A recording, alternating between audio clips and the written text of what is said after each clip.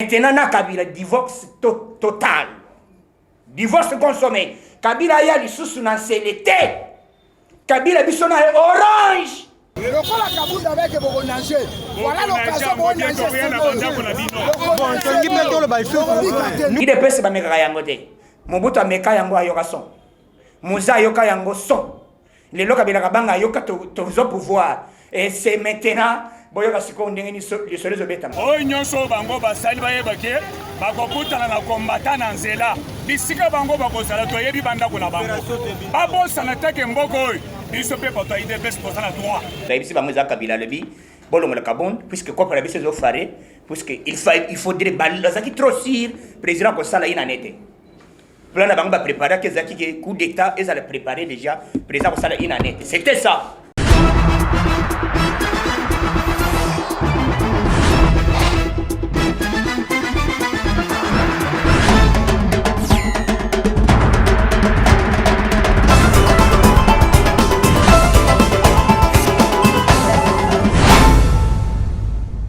Ok, bonjour à tout le monde, merci beaucoup. C'est Yokasson, vraiment aujourd'hui nous sommes très inquiets à ce qui s'est passé au niveau de l'Assemblée nationale. Nous demandons maintenant que le président donne l'ordre pour la dissolution de l'Assemblée nationale et de la Sénat.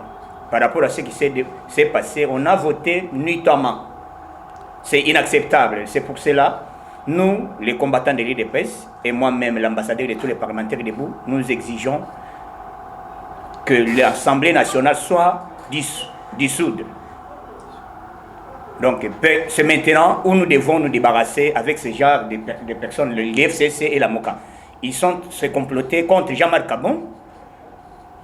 Nous disons, c'est fini la coalition FCC Cash. C'est fini, c'est maintenant ou jamais. C'est fini, trop, c'est trop. Le président, il avait leur donné l'occasion pour qu'il puisse au moins faire du bien. Ils n'ont eu pas le temps de faire du bien pour le peuple. Ils ont trahi le peuple congolais, ça fait longtemps. Et aujourd'hui, c'est le moment où nous devons nous débarrasser. Le peuple congolais, debout Congolais. Debout tous les combattants, soyons debout partout, Bisika Bozali. Ngonge koki ya kotelemela batu oyo bayini oyo balinga kamboke kende liboso te na sengi bino mobilisation. Nous devons commencer des actions de grandes en vigueur et puis to sengi na congolais nyos bisika bozali bango lokolo balongoli Jean-Marc Kabon bako siégeté. C'est fini, c'est fini, c'est fini, c'est fini.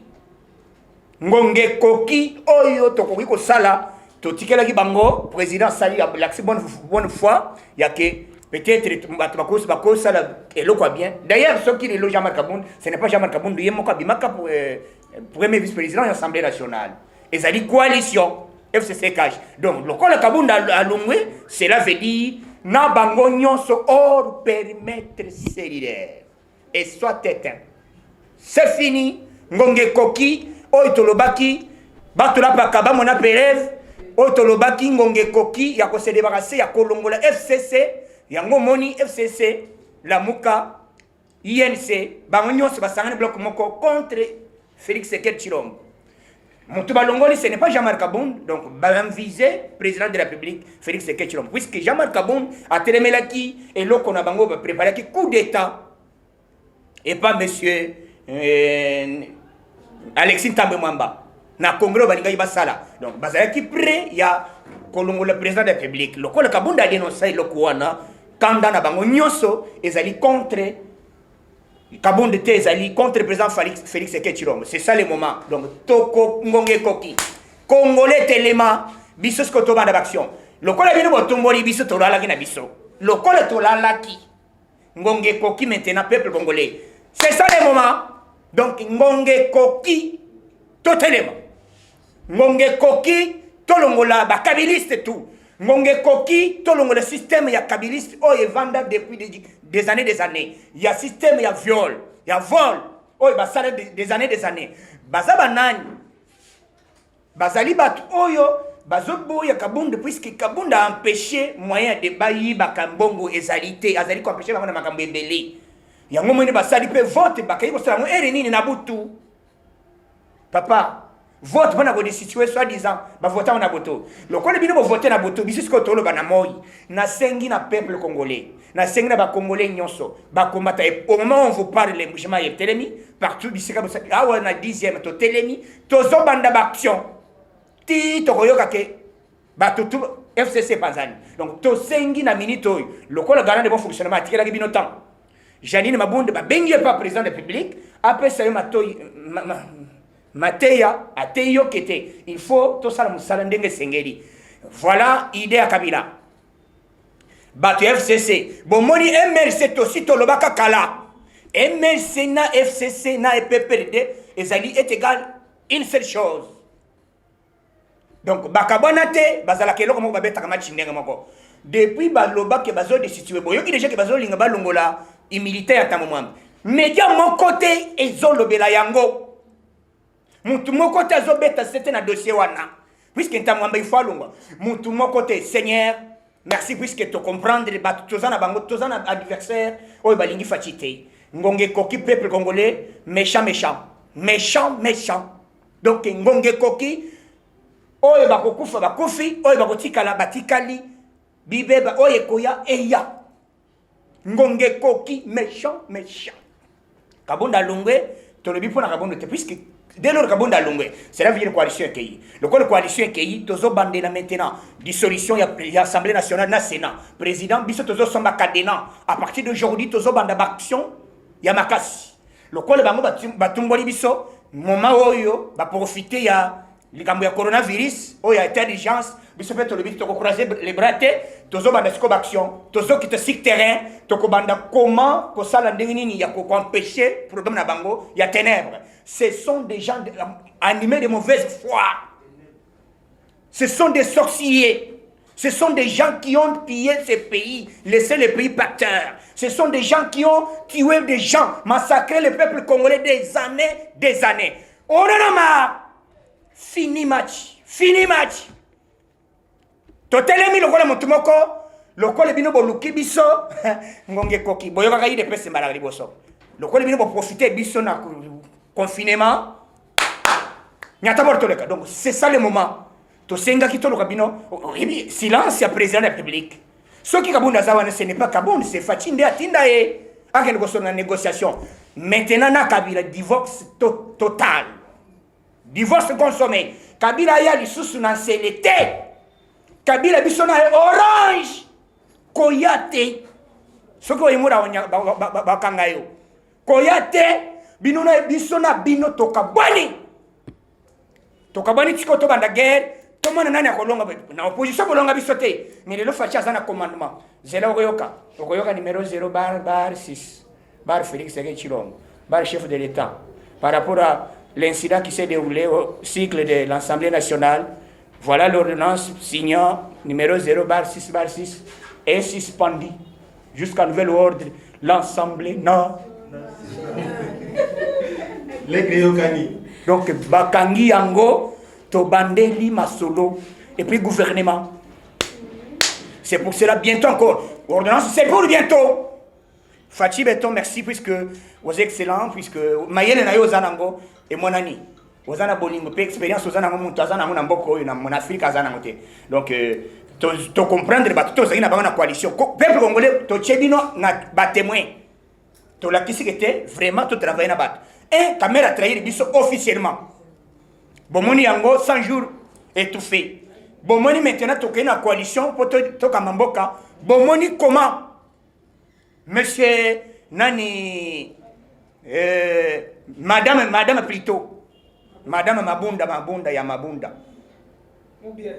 akei basangani ba yebisegete est-ce que makambo bozo sala d'abord pétition ezalaki déjà na mbutu na kati nango bakei basangani ba préparer loko lokolo basali boy to benga na kabundu bo sali loko wana contre kabundu mais to yebisi bino boy à partir d'aujourd'hui bolia botonda tala opération to yelinda député moko ta ko siéger to yebisi bino boyoka na mambala liboso vous allez constater to ko sala action na sengi congolais nyos na sengi combattant nyos tout le monde debout comme un seul homme pour te deux présidents.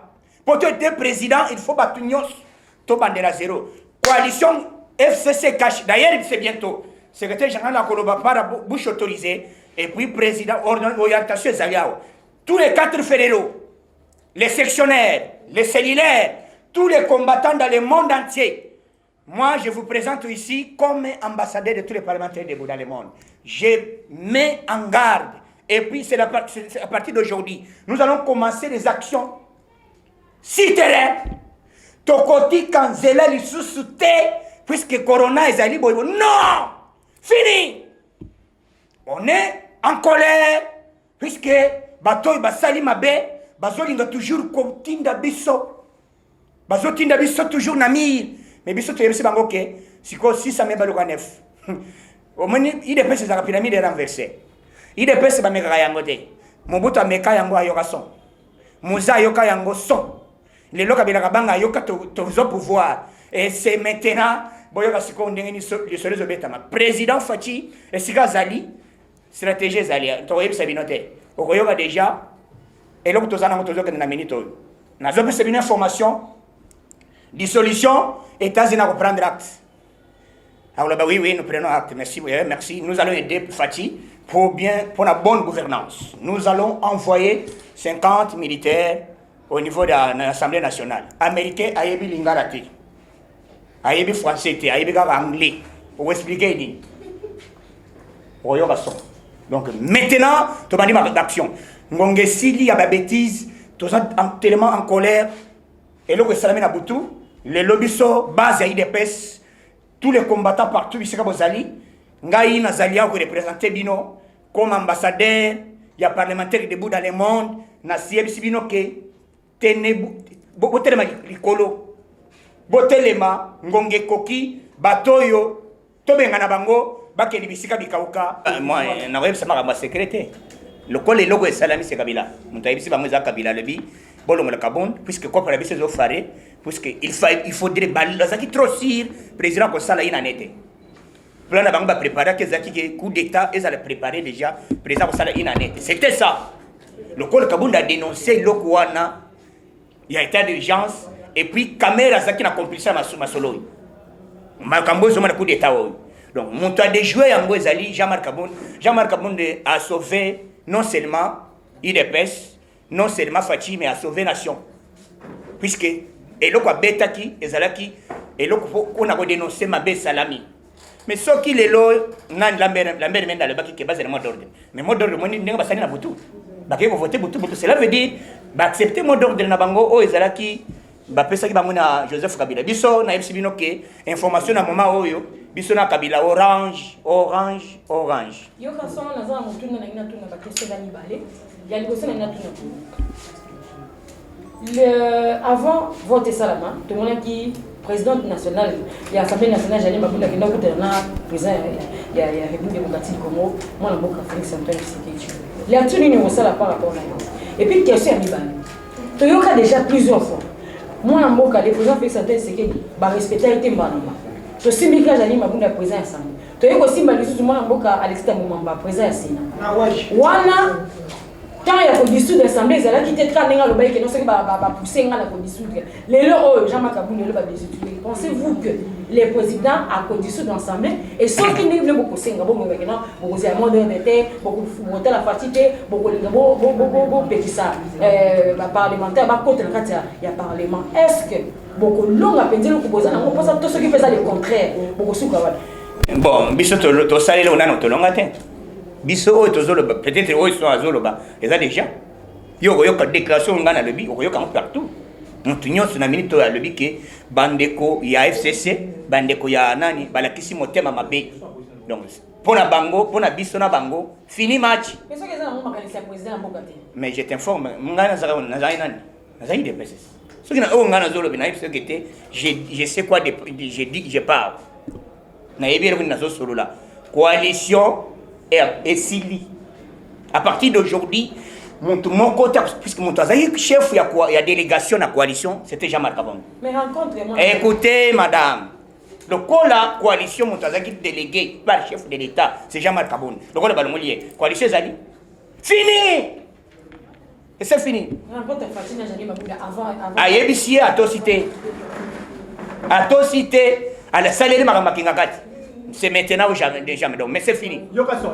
Ce qui est au lobby, la langue Moussou, vous avez république représenté la minute par la langue Moussou. Pensez-vous que tout le lobby bala est sili et que s'il est solo ou bien ceux qui présentent le lobby contraire que non, tout le temps avec bala. Base, c'est pour ça la ligne. Pourtant, parce que le tout sera pas président. Bon, Bissot, tu as aspiré à président de la République. Nous, leaders de presse, au moins, il y aura ce qui est puisque donc, c'est un masse qui tant que c'est fini, c'est fini. On a une base est décidée, et la hiérarchie est décidée. Fini. Donc, c'est fini. Ça sera dans Moutou Yatao, Janine Mabunda, Jean-Jacques Mamba. Au moins, c'est comme le Nimbo Kanakao. Nous sommes la base de l'IDPS. Nous avons ficelé cela la deuxième tour au Tozobé. Et ça, c'est là. Ozali, Genève 2. Ozali, Genève 10. Pour rappeler que ça, Genève 10. Maintenant, vous voyez ma force d'Abisso. Tozama une opération moko, Toyebinda. Le col à Kaboul avec vos nager. Voilà l'occasion pour nager. Nous étions à la l'aise, parce qu'on a une réunion, Nassima va repérer ce biso loko esengeli tosala. Mais nazo ke bisa bato FCC. Oyo nyonso bango basali bayebake bakokutana na kombata na nzela. Bisika bango bakozala toyebi bandako na bango. Babosana teke mboko oyo. Biso pe bato IDPS kozala droit. Kozala bango, kozala bango na nsima ya malobo bakopesa biso.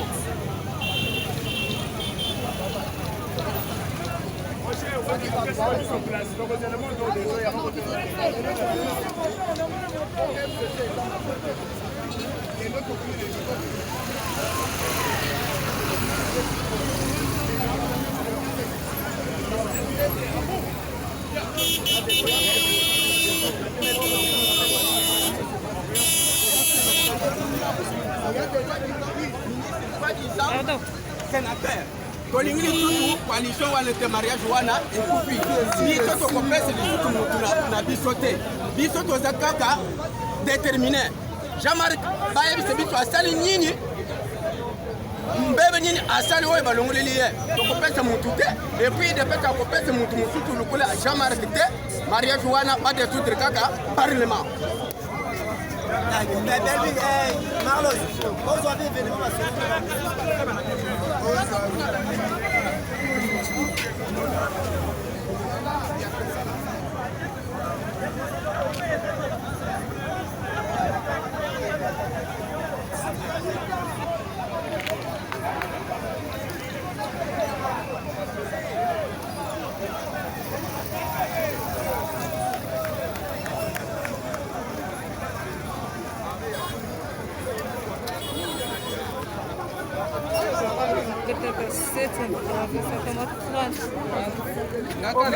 pas na bango le col à Jean-Marc Kaboul azaki obstacle pas na bango basali tout bakoyisa ye mais bango bakoyisa salon ndenge bango bamoneli c'est la voix du peuple nde yango ekotranche tolobi bien soki kaka bango batikali na optique na bango wana biso toyaki bango te bakokota te lobi tolobi wana assemblée nationale déjà ekangama po tokozala wana lelo ndenge toalaki ya tendance na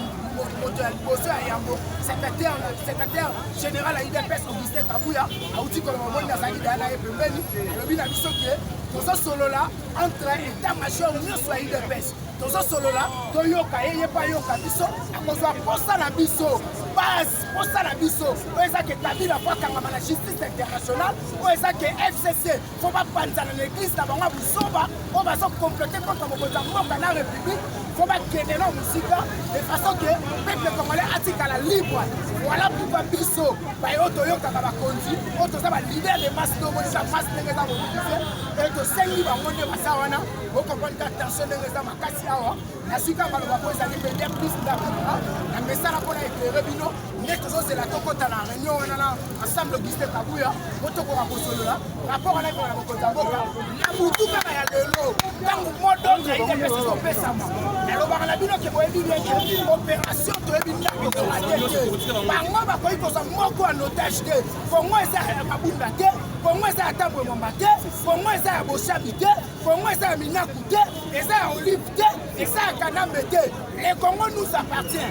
Alors on a bien rappelez-vous l'article 64 de la Constitution. Nous avons le droit et l'obligation, nous les peuples congolais, de prendre, de sortir ce pays, de bloquer Bamihibi, de bloquer l'ennemi à Congo, vraiment des nations bakaka, dans ce ça bakasi, aux hommes on a des bateaux qui c'est la toko ta réunion, que solo là, la poko à l'élo, mais là on va 2 jours après l'Assemblée à l'État, qui met à l'icône à l'Union, à la pote de l'État, à l'Union fait la vérité, vérité ça quand moko, bango balinga ike kabunda akota au service ya Kingakati. Loko la boy kokota au service ya Kingakati, yango baliba bwa ke libanda po babimisa loko la sa ventilier. Asa ventilier te ndonga, alobeli likamba 7 millions, 7 millions c'est normal. Si comme tout moko tanga na bango bimi po de matir yango, cela veut dire que ba complète la côte peuple, yango na bisi bino bana poto ko zanga kimia, merci papa si va bien plus pour la confiance aux salanga, pour la éclairer nation, na côte réunion na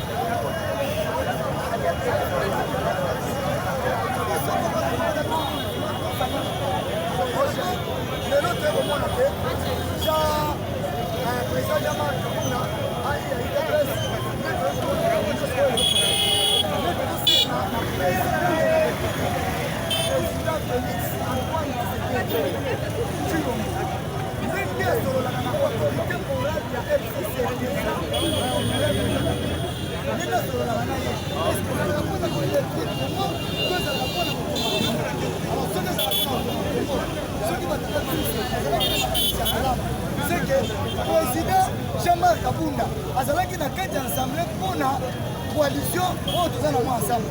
Janine Mabunda Zali, président de l'Assemblée, Jean-Marc Kabunda Zali, vice-président de l'Assemblée. Mais comment les Cambodges, Jean-Marc Kabunda Lobaki, les Alaki, les Cambodges, pour le développement. Oui, les Cambodges pour l'avancement. Voilà. Voilà maman journaliste, il y a un autre côté psychologue. Jean-Marc Kabunda pour les Cambodges, le peuple congolais, et puis pour le président de la République. Mais comment si on a FCC que Jean-Marc Kabunda à côté de la réunion, on a Miki à Boutou, Nembasa la Kawana. Alors, les lots de Tozoloba, on a déstabilisé le président vice-président de l'Assemblée Jean-Marc Kabunda. Mais ça pour la déstabiliser le président national de l'Assemblée de vice-président, mais ça pour la déstabiliser le président Tshisekedi. C'est parce que ceux qui l'ont jamais gagné dans l'Assemblée, grâce à la coalition. Mais maman, pas que la miti, maman Betty n'a dégré pour Nini. Dans l'Assemblée, pas sa majorité. Dans le Sénat, pas sa majorité. Mais si vous, dans le gouvernorat, pas sa majorité. Dans le bourgmestre, pas sa majorité. En tout cas, vraiment, nous sommes dans le président Félix. Nous sommes dans l'autorité morale et la FCC. À trouver solution pour que merci beaucoup. Merci beaucoup. L'essence que biso sara réunion pour biso sara bela réunion ya moi il va finir ça ba l'état ndenge congolais nyo sa fongola matoi ayeba qu'est-ce qui se passe na kati ya base ya IDPS na kolobaka na mukuse sake mariage wana abuo ya toza na posta na rodie asa papa leso na balisio na moni ke mobala na choma na les asa prétend que papa na on te na mona te pour la mariage pona soyo na so misayo soka sa mobali malamu aboya asa na pardon parce que ma condition ngala kopesa baza bato malamu te nde omona bango totya na se kolanda pase oyo bango basala kolanda makambo oyo bango basala na moto madame tokopanda boye te tokopanda boye te moto epeli mais président Fati Benton akendaka toujours kolobaka bongo te madame kabila nde ayaka kobondela président Fati ayaka kuna na nzela na biro privé mpona kolobaka te pardon kosalanga mabe te bakokanganga nde na yiba bakokanganga nde na boma baopela kolanda banyama na kata wana te na balobisi yango na pena Joseph Kabila biso bakomata tolobi trop c'est trop kobanda lelo ka nde tosela modoto ndenge boza jeudi vendredi bokota so assemblée te toketya mokongo bati akodisutu yango biso toza pepe basupere ndenge baza wana totyango kadena